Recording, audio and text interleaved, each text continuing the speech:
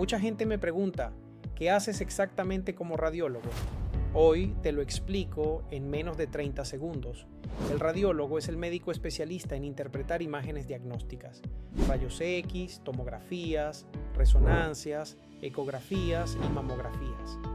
No somos solo técnicos, somos médicos que estudiamos 6 años de medicina, más 4 años de especialidad para leer lo que el ojo clínico no puede ver a simple vista.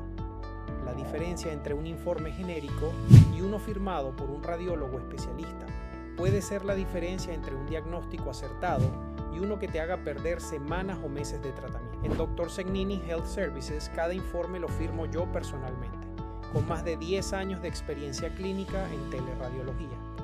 Si deseas conocer más sobre nuestro servicio de segunda opinión, haz clic en el link de la bio.